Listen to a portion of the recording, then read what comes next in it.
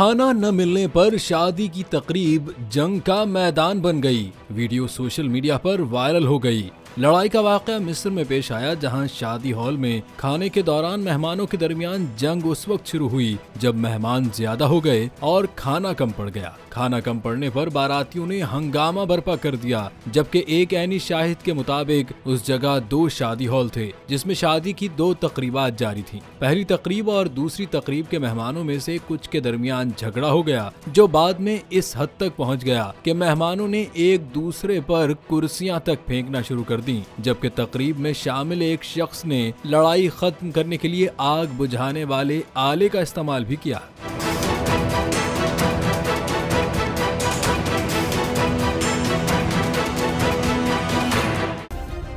Subscribe करें और bell दबाएं ताकि कोई खबर रह न जाए।